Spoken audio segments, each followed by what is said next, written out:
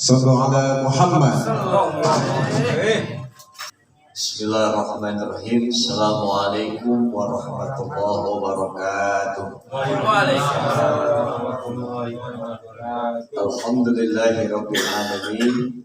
Wassalatu wassalamu ala asyrafil anbiya'i wal mursalin. Sayyidina wa habibina wa syafiina wa maulana Muhammadin wa ala alihi wa sahbihi ajma'in. Subhanaka la ilma lana illa ma 'allamtana innaka antal alimul hakim. La haula wa la quwwata illa billahil aliyyil azim. Rabbi shrah li sadri wa yassir li amri wahlul 'uqdatam min lisani yafqahu qawli. Amma ba'd.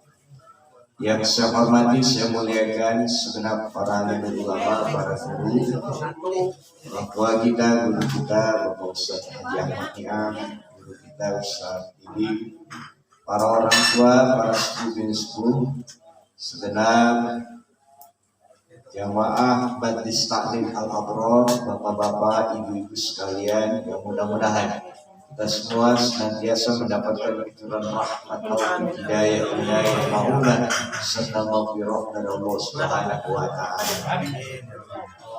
Baiklah, pertama kita pasang niat.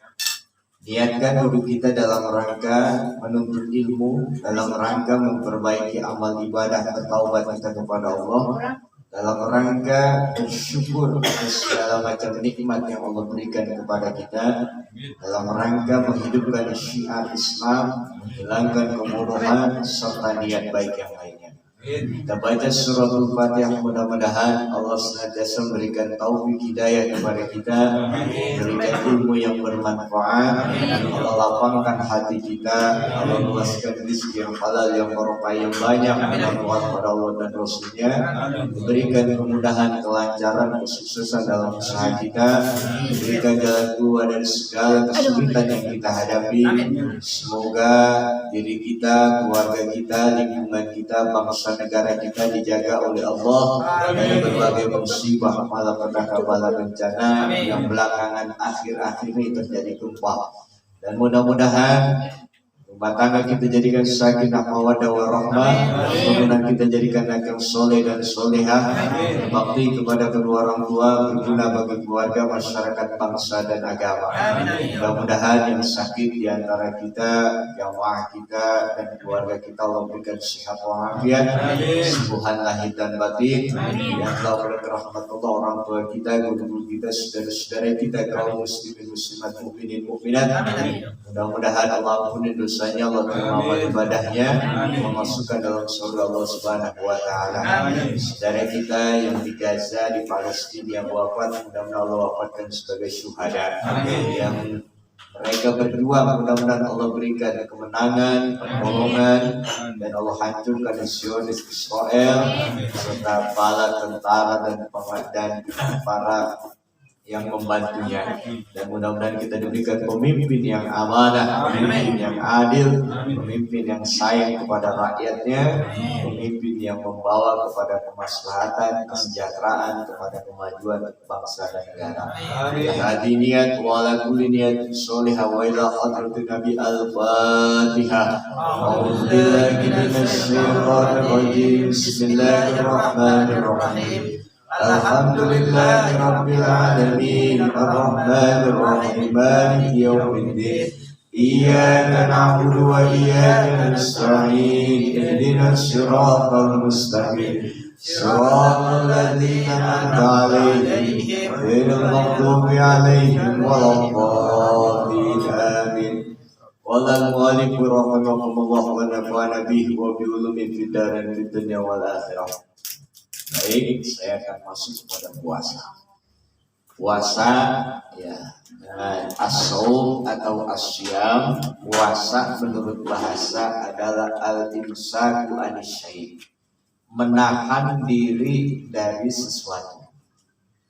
Adapun menurut syariat agama, puasa itu al-imsaku anil akli wasyurbi wal jima wa jami'il muftirat min tulu'il fajri shadiq ila ghurubis syams.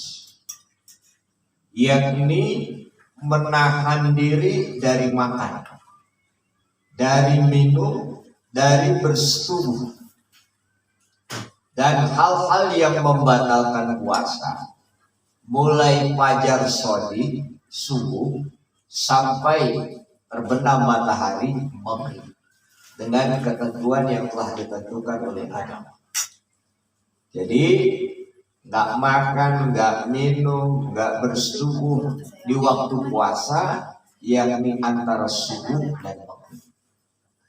Nah, dalil yang mengatur tentang waktu puasa di dalam surah Al-Baqarah ayat 187 kita baca, Bismillahirrahmanirrahim. Bismillahirrahmanirrahim. Wakulu washrabu hatta yatabayyana lakumul khaytul abyadu minal khaytil aswadi minal fajri.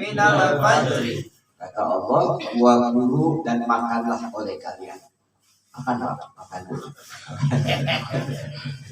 Washrabu dan minumlah oleh kalian. Minum, minum kopi, minum.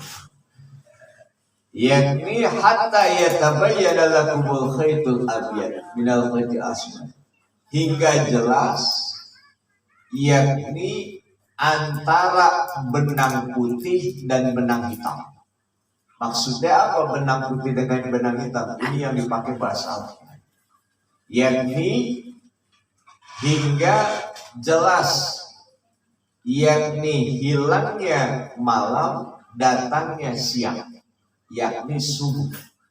Subuh itu akhir malam, awal siang, namanya subuh.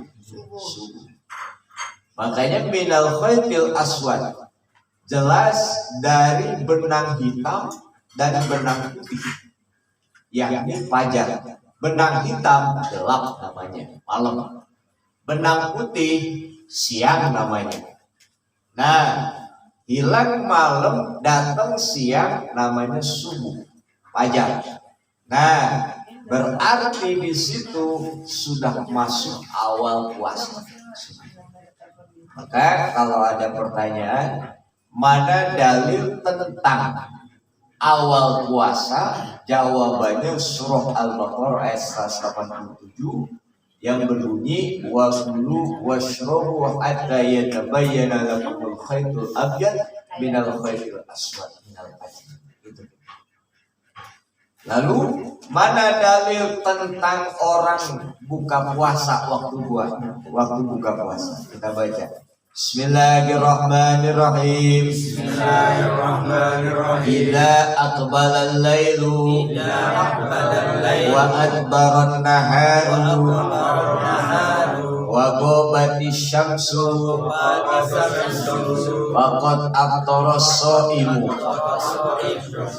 Nah, di sini ada ya nama rokok. Wago berarti Samsu itu artinya matahari. Nah, idza adbarul lail, idza aqbala lail, apabila datang malam. Wa adbarun nahar, hilang siang. Wa ghabati syamsu, saat itu terbenam matahari. Ketika terbenam matahari, datang malam, hilang siang. Waqad aftara as-shaim, itulah waktu orang buka puasa. Berarti waktu terbenam matahari yang kita sebut dengan maghrib. Jadi kalau ada pertanyaan, mana dalil tentang buka puasa? Nah, ini dalil. Jadi puasanya kita dari subuh sampai maghrib diatur oleh Al-Quran dan hadis, diatur oleh Allah Subhanahu wa Ta'ala. Luar biasa. Berarti kita ini nanti akan bertemu dengan bulan suci Ramadan, yakni mulai subuh sampai terbenam matahari. Hadirin yang berbahagia, itu pengertian puasa menurut fikih. Menurut fikih. Lalu Kata ulama tasawuf, nah ini lebih ini lagi. Kata ulama tasawuf itu, kata Imam Al-Ghazali, "I'lam anna shauma satu asya." Ketahuilah puasa itu ada 3 hal, 3 macam puasa. Pertama, shaumul umum, puasanya umum, orang umum. Yang kita kenal puasanya orang awam. Yang kedua, shaumul khusus, puasanya orang khusus. Orang, kalau udah khusus ini berarti orang-orang tertentu yang mampu menunaikannya. Kemudian yang ketiga, shaumul khususil khusus, puasanya orang yang khusus, lebih khusus lagi. Udah paling khusus kan. Ini bukan orang sembarangan ini. Ya, kayaknya disebut tamu kagak nemu kita. Khusus. Yang nomor 2 aja jarang. Ya. Yang pertama, bagaimana kata Imam Ghazali, yakni puasa umum, puasa orang awam, kaful badni wal farji an qada isyahwah, menahan perut, menahan kemaluan dari berbagai syahwat. Jadi ini cuma lahiriah. Menahan perut, nggak makan, nggak minum. Menahan farji, tidak bersetubuh di waktu puasa. Jadi inilah puasa orang umum, orang awam. Lalu yang kedua apa? Kafus sam'i. Udah mulai nih, tingkatan tinggi. Kayak ini mah nih, kayaknya ketua majlis taklim ini. Kafus sam'i, menahan telinga. Wal basori, menahan pandangan. Wal lisani, menahan mulut. Wal yadi, menahan tangan. Wal rijli, menahan kaki. Wasairil jawari, dan menahan seluruh anggota tubuh. Anil atham, dari perbuatan dosa atau maksiat. Kuping dijaga untuk tidak mendengar perkara maksiat. Mata tidak memandang kepada perkara yang maksiat. Mulut tidak berbicara yang melahirkan dosa. Ya, ada ghibah, ada bohong, ada sumpah palsu. Apalagi karena musim politik, kagak menghujat-hujat. Ya, sekarang ini lagi panas, padahal hujan mulu. Aneh saya mah. Tadinya panas. Ya, sampai sholat ini itu dipolitisasi. Mereka sekarang ini wiril maghdubi alaihim waladdallin, jawabannya qabul. Amin. Bid'ah sayyi'ah. Ketika asyhadu an la ilaha illallah begini jadi. Itu bid'ah sayyi'ah. Dipolitisasi. Ya. Bid'ah sayyi'ah. Baik. Jadi kembali lagi, menahan mulut, kemudian menahan tangan untuk tidak mengambil bukan haknya, menahan kaki dari melangkah ke tempat yang tidak diridhoi oleh Allah Ta'ala. Nah ini berat apa ringan ini modelnya begini? Di mulut ngomong ringan cuma kagak sanggup. Kalau kagak sanggup, berat apa ringan? Mudah-mudahan Allah berikan kekuatan. Kayaknya punya semangat untuk lebih baik lagi. Ya. Jadi maka kata ulama tasawuf berarti mulai dari telinga, mata, mulut, tangan, kaki dan seluruhnya itu ditahan dari perbuatan yang melahirkan dosa. Kemudian yang ketiga, Apa khusus puasanya orang khusus, lebih khusus lagi. Wah ini. Apa? Ada lagi mamil dainiyah dari hal-hal yang kemauan yang rendah. Ya, untuk urusan akhirat lemah banget. Ya, tak semangat. Wal afkari dunyawiyah, otaknya diisi dunia pun, duit pun, kerjaan pun. Sementara urusan akhirat tidak kepikiran. Nah itu tuh dengan puasa ditahan, kasih kesempatan waktu untuk memikirkan urusan akhirat. Terus wa kafuhu amma siwallahi ta'ala, dan menahan diri dari bersandar kepada selain Allah Ta'ala. Kita ini sering terjebak bersandar kepada amal. Oh, saya masuk surga puasa saya ini. Ya, saya masuk surga sholat saya. Apa itu sholat pengen masuk surga? Apa itu puasa pengen masuk surga? Apa itu umroh pengen masuk surga? Apa itu sedekah pengen masuk surga? Pertanyaannya, surga yang masukin, yang punya surga Allah apa amal? Allah. Maka Allah lah yang punya otoritas memasukkan hamba ke dalam surga, bukan amal. Maka tanpa beramal pun bagi Allah mudah saja memasukkan hamba ke dalam surga. Contohnya siapa? Nabi Adam. Dilahirkan, ciptakan langsung surga. Ya. Nah, oleh karena itulah maka ya, masuk surga bukan karena amal, tapi rahmat Allah Subhanahu. Adapun amal kita ini pengabdian.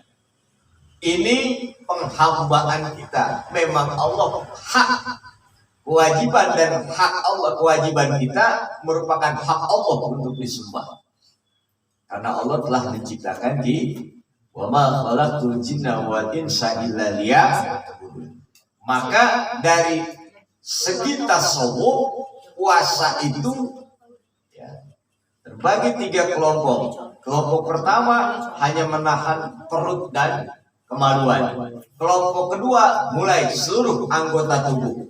Kelompok yang ketiga mulai keinginan yang rendah, pikiran yang so sibuk dengan dunia, kemudian hati bersandar, tidak bersandar kepada selain Allah. Lagi kita sering musyrik. Oh, ini nih obat, siap minum obat ini nih sehat. Berarti bersandar obat yang membuat sehat. Padahal kita harus membedakan antara kebutuhan jasmani, kebutuhan rohani. Obat kebutuhan jasmani, tapi rohani harus bersandar kepada Allah. Rohani kita ini nggak butuh materi. Rohani maksudnya hati. Rohani hati. Sebab ada masalah roh itu ada 3. Rohani, rohana, roh halus. Ada 3. Dan saya maksud rohani. Rohani sejarah. Rohani, rohana ya. Roh halus. Nah, rohani itu hati. Hati itu adalah sesuatu yang nggak bisa dilihat, nggak bisa digambarkan, tapi dirasakan. Maka hati ini kudu bersandar kepada Allah. Tapi jasad ini perlu minum obat. Kira-kira jelas apa tidak nih?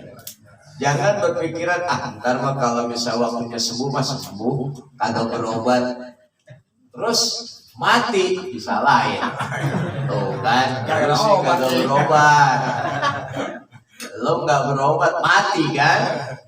Padahal orang yang berobat aja sampai rumah sakit mahal mati juga, Bang.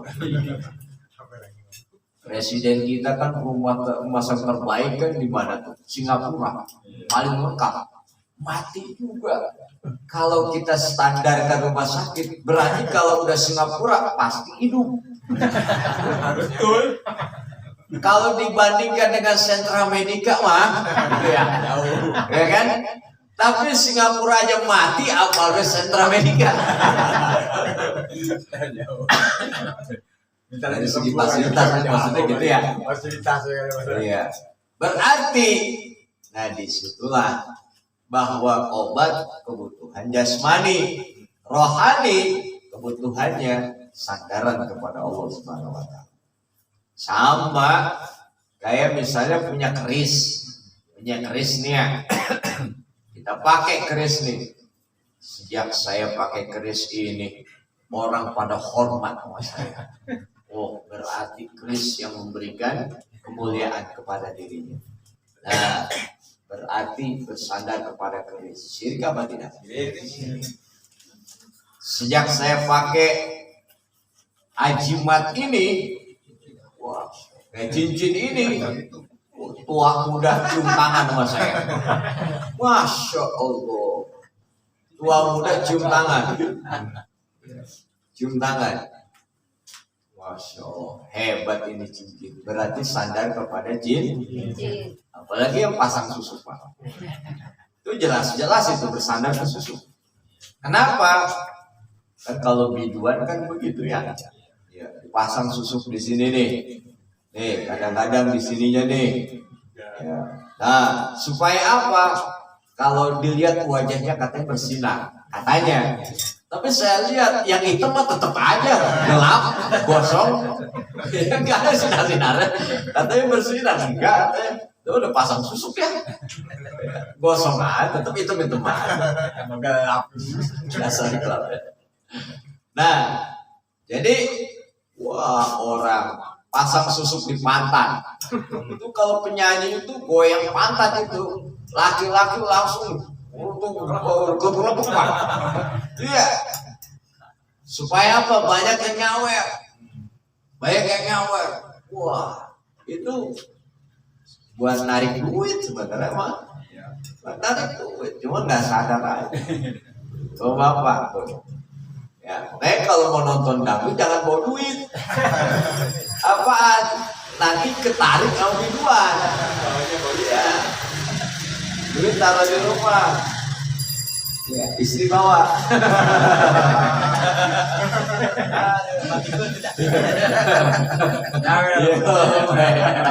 Gak bisa gue takutin. Gak tetap kenapa lo? Ada bodyguard ngikut. Nah, jadi seperti itulah. Akhirnya bersandar kepada susu.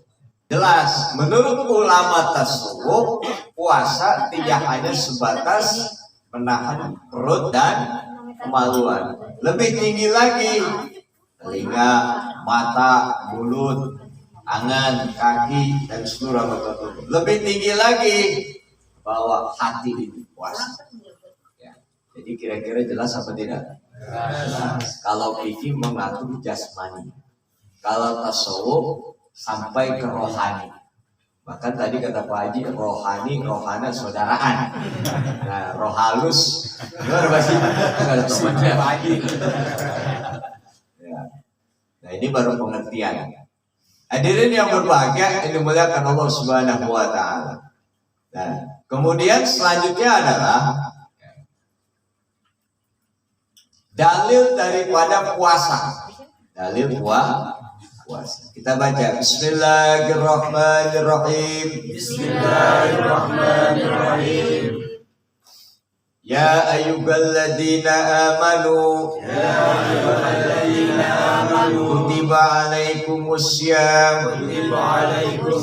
Kama kutiba alal ladzina min qablikum.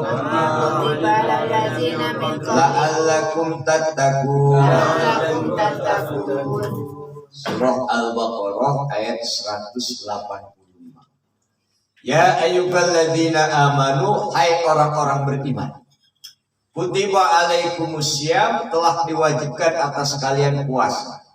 Kama kutiba alal ladzina min qablikum, sebagaimana diwajibkan atas orang-orang sebelum kalian. La'allakum, supaya kalian bertakwa. Ayat ini dalil tentang perintah puasa. Puasa ini sebagaimana diperintahkan kepada umat-umat terdahulu. Kita lihat, puasa ini syariat yang cukup tua. Syariat yang cukup.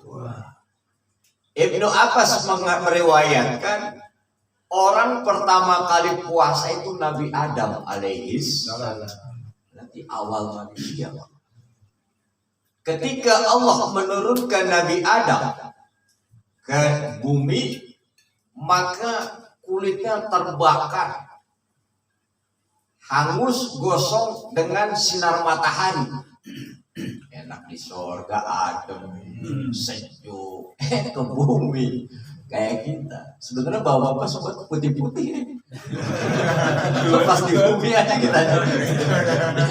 Coba ada yang gosong, ada yang nah kita putih-putih nih. Berdiri kaca.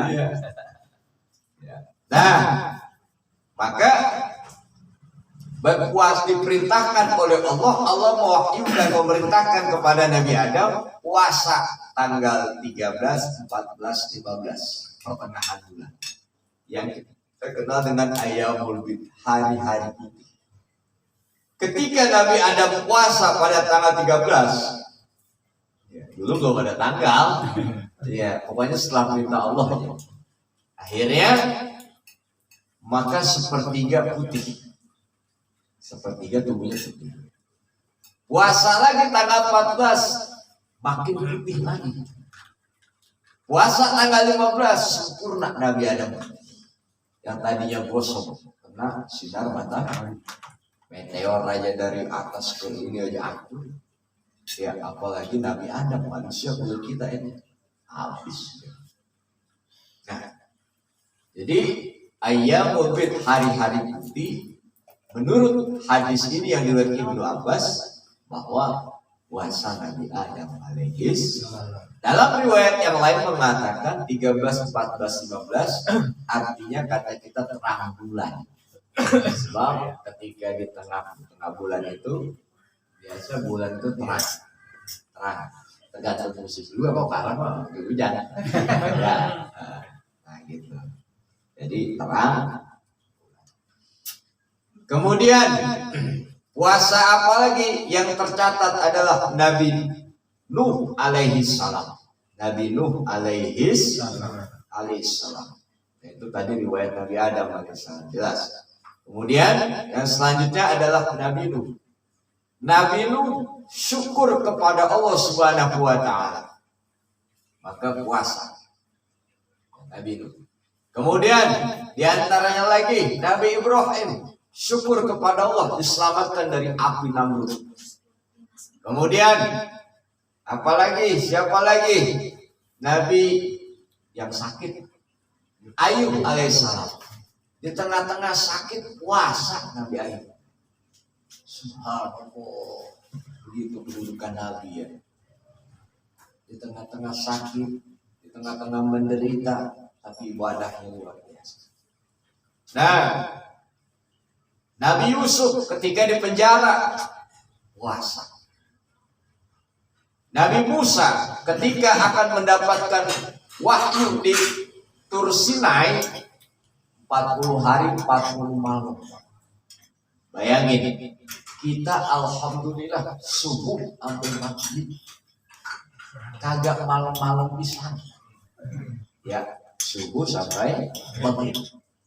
Kalau disuruh kayak Nabi Musa, malam puasa, siang puasa, sebulan, umpama sebulan dah nggak ketemu bini, Pak.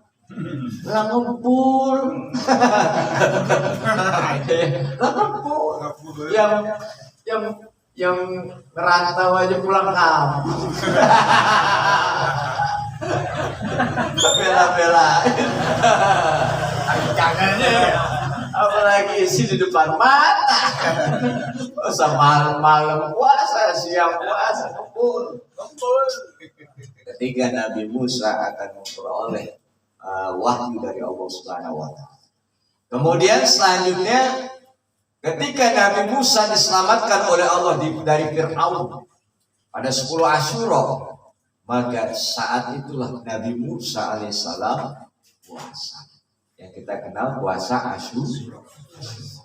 Nah, kemudian puasa Nabi Daud alaihissalam sepanjang tahun. Caranya sehari puasa, sehari enggak, sehari puasa, sehari enggak, sehari puasa, sehari enggak. Jadi kalau kita lihat bahkan umat-umat Yahudi, Nasrani dan lain sebagainya sudah melakukan puasa.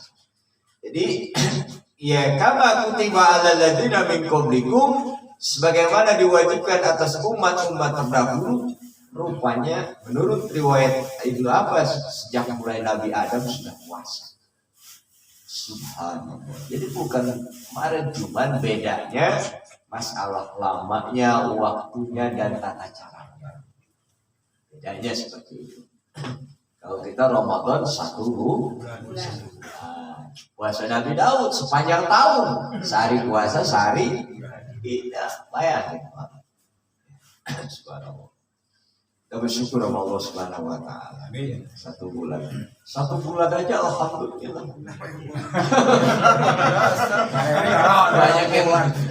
Banyak yang lebaran duluan. 15 hari itu.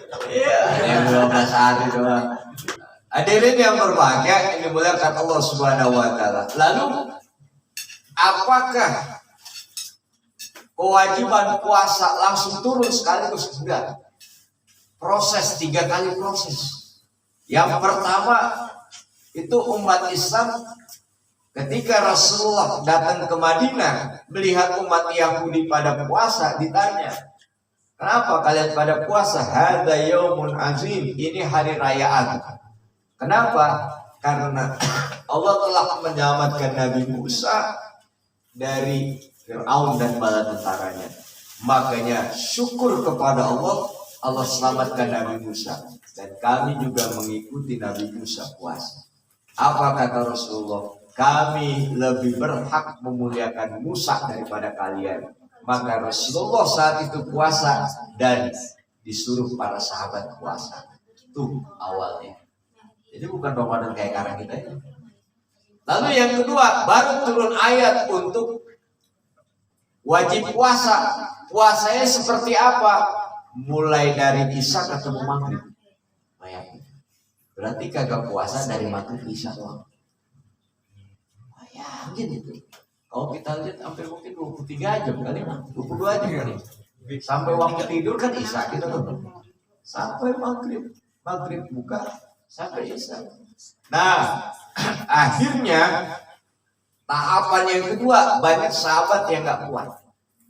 Gak kuat kenapa? Ada di antara sahabat itu yang siang bekerja, pulang malam maghrib kecapean, minta bininya udah cari makanan untuk buka. Lama bininya, rupanya nongkrong dulu pasar Agung kali. Akhirnya tuh laki udah kecapean duluan, tidur mendusin, bangun pagi, udah puasa lagi, besok kerja. Akhirnya pingsan. Sayyidina Umar yang kita kenal kuat begitu, nggak sanggup. Kenapa? Akhirnya batal juga karena setubuh hawa ini. Akhirnya banyak keluhan para sahabat. Mulai disitulah turun ayat kulu washrabu hatta yatabayyana lakumul khaytul abyad minal khaytil aswad minal fajr. Nah, makanlah, minumlah, bersetubuhlah. Batasannya sampai kapan? Sampai subuh. Hilang malam, hilang gelap, datang siang. Makanya subuh awal siang. Mulai dari situ tahan. Jangan makan, jangan minum, jangan subuh, jangan melakukan hal yang batal puasa sampai ketemu maghrib. Ketika idza aqbala lailu adbaron nahar, datang malam hilang siang, terbenam matahari, maka itulah waktu buka puasa. Mulai saat itulah tahapan yang ketiga sampai sekarang berlaku. Jadi proses, nggak langsung disuruh puasa kayak begini. Proses. Kita terima jadi aja deh. Iya. Nah, ini kan kita jarang tahu. Iya. Kalau seperti ini mungkin seperti juga proses. Awal puasanya itu seperti syukur karena puasa Nabi Musa alaihissalam diselamatkan oleh Allah. Nabi Muhammad puasa, nanti disuruh sahabat puasa. Yang kedua, baru tuh untuk puasa dari waktunya mulai Isya sampai ketemu maghrib. Berarti kan cuma maghrib ke Isya doang yang tidak puasa. Sahabat nggak kuat. Iya, sama orang kerja kan, masya Allah, ada yang pingsan, ada yang nggak sanggup. Sayyidina Umar malam-malam nggak sanggup, harus tunggu sama bininya, ya udah. Itu segitunya keimanan Sayyidina Umar. Sahabat apalagi Umar suku tamu. Waktu tamu ada nyosor aja, jelas nggak kuat. Ya, nah. Makanya akhirnya proses yang ketiga itulah turun ayat kata para sahabat banyak nggak kuat, turun ayat untuk mulai fajri dari subuh sampai maghrib. Nah, kira-kira cerita puasa seperti itu. Kalau mau nanya silakan. Ya. Nah, ya. Ada 2 orang. Assalamualaikum warahmatullahi wabarakatuh. Saya ingin bertanya masalah puasa yang dikhususkan untuk berpuasa itu, apakah termasuk orang-orang yang memang terdahulu atau berpuasa, atau sedang puasa-puasa yang istilahnya kayak puasa-puasa misalnya kayak Daud, bukan? Jadi puasa-puasa yang memang di apa sih? Bukan, jadi orang-orang yang memang tadi apa kayak ibu tasawuf gitu. Nah itu aja Ustaz itu. Ya, jadi gini, tadi itu tingkatan orang puasa. Kalau kita itu mungkin puasa hanya sebatas menahan perut dan maluan. Artinya baru sampai di situ sambutnya. Maka kita berusaha untuk meningkatkan puasa telinga untuk tidak mendengar yang tidak baik. Puasa mata untuk tidak memandang yang tidak baik. Puasa lisan untuk tidak berkata yang tidak baik. Kenapa? Karena ada hadis Rasulullah SAW begini. Khamsatu asyatu itu saum yaitu tilu sawabah. 5 hal yang mampu membatalkan pahala puasa. Ini nih ancamannya. Dampak dari kalau kita tidak menahan. Yakni pertama adalah al-kadhibu bohong. Bohong ini mulut apa mata? Mulut. Wal ghibatu ghibah, mulut apa telinga? Mulut. Wal namimah adu domba, yang sekarang nih masalah politik nih, main sebut-sebutan nih. Mulut apa tangan? Mulut. Wal yaminu gomus sumpah palsu demi Allah, padahal enggak begitu. Bohong artinya. Mulut. Wa nazuru bisyahwat, memandang dengan syahwat mata. Jadi 4, bayangkan mana? Mulut 4, mata 1. Bayangkan mana kerjaannya? Mulut. Nah berarti disitulah kalau mulut tidak dijaga, mata tidak dijaga, akan misalnya bohong jalan, puasa bohong jalan, gibah jalan, hasud provokator jalan, terus sumpah palsu jalan dan lain sebagainya, berarti terancam pahala puasanya tidak ada. Itu maksudnya. Makanya ya berarti tingkatannya tingkatan yang dasar, baru menahan haus dan lapar. Nah kemudian kalau sudah mampu menahan telinga, menahan mata, menahan mulut, menahan dan lain sebagainya, berarti itu udah naik ke tingkat yang kedua, luar biasa. Nah ini kan termasuk kategori orang-orang soleh. Nah yang ketiga, berarti ini hatinya ini sudah tidak bersandar kepada ini para anbiya, para wali, para nabi dan ya dikatakan orang-orang khusus. Ya. Nah, kemudian saya lanjutkan, macam-macam puasa ada 4. Pertama puasa wajib, kedua puasa sunnah, ketiga puasa makruh, keempat puasa haram. Puasa wajib ada 4. Yang pertama Ramadan. Yang kedua nazar. Saya kalau terpilih jadi presiden, saya puasa 3 hari. Wah, nazar. Berarti dia wajib puasa. Kemudian yang ketiga Puasa apa? Kafar. Kafar itu karena ada yang dilanggar. Satu contohnya, di waktu puasa bersetubuh batal, maka terkena kafar, terkena tebusan denda. Yakni pertama membebaskan budak seorang mukminah. Kita nggak ada. Yang kedua, puasa 2 bulan berturut-turut. Jangankan 2 bulan, sebulan aja 20 hari batal. Bagaimana 2 bulan? Berarti di situ kalau batal puasa karena bersetubuh umpama 3 hari, seharinya kan 60 orang fakir, kali aja 3 hari, kali 3 berapa? 60 kali 3 berapa? 6 kali 3 berapa? 180 fakir miskin. Sebulan dia nggak sanggup. Nah, jadi berikan makan. Nah, ukuran sekarang mungkin kalau dibikin nasi box sekitar hampir 45.000 atau 50.000, Pak. Genepin lah 50.000 nih. Berarti satu paket miskin 50.000. Nah, berarti kali 60. Berapa tuh? 60 kali 50.000. 3 juta.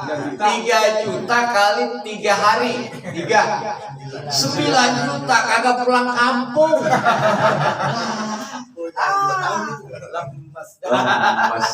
Ulang kampung ya.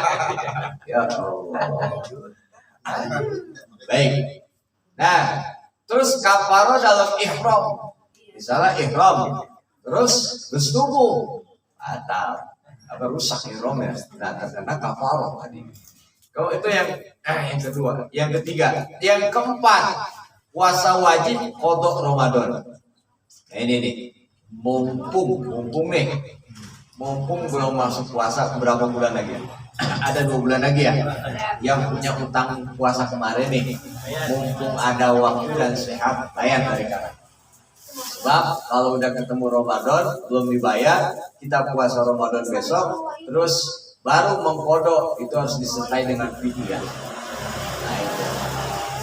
Baik, itu yang wajib. Yang sunnah apa? Sunnah banyak. Di antaranya apa? Puasa Daud.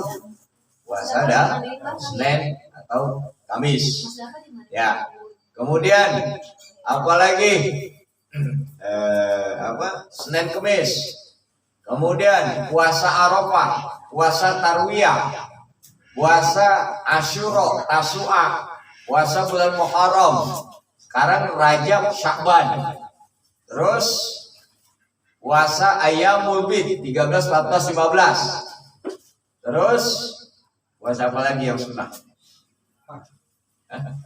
Puasa apa lagi yang sunnah? Ya, pokoknya puasa-puasa sunnah. Contohnya, kemudian puasa yang makruh tidak terbiak di 30 Sya'ban. Sebelumnya nggak puasa, pas hari 30 Sya'ban disebut Yaumus Syak, hari ragu-ragu masuk Ramadan atau belum. Dia puasa, ini puasa makruh. Yang keempat puasa haram, yakni Idul Fitri, Idul Adha, dan hari Tasyrik 11, 12, dan 13. Haram puasa. Kenapa? Idul Fitri, Lebaran kita. Jangan puasa bapak-bapak, kerajinan. Walaupun kodo juga jangan. Walaupun Syawal juga jangan. Ntar hari kedua Syawal mah, ya. Ini bertahun-tahun satu Syawal saya nyari keutamaan, haram. Iya. Ada itu kota yang begitu. Hah? Ada. Nah, karena tidak ngaji di Al-Abror. Mau lebaran puasa sebenarnya. Nah, kemudian Idul Adha, kenapa? Karena mau makan kambing, mau makan sapi kita. Hari Tasyrik 11, 12, 13. Nah, jadi itu diharamkan. Hadirin yang berbahagia, dimuliakan Allah Subhanahu wa taala. Barangkali untuk selanjutnya sampai tanya jawab aja. Dan dulu bacaan alhamdulillahirabbil alamin. Dan saya mengajak kepada Bapak Ibu sekalian untuk ke depan kita akan fokus kepada puasa, dan mohon kira-kira yang belum bisa hadir untuk diajak hadir, ataupun punya tetangga atau ini adalah kewajiban kita untuk mengajak ya. Mau syukur enggak ya? Alhamdulillah enggak apa-apa. namanya kewajiban ya kita ya, semua kita punya tanggung jawab untuk mengajak orang lain. Baik, benar dari Allah, sadat dari saya pribadi, mohon minta maaf dan sesuatunya. Subhanakallahumma wa bihamdika asyhadu an la ilaha illa anta astaghfiruka wa atubu ilaik. Mohon maaf lahir batin. Assalamualaikum warahmatullahi wabarakatuh. Waalaikumsalam. Barangkali ada yang mau bertanya atau ini silakan sambilan aja.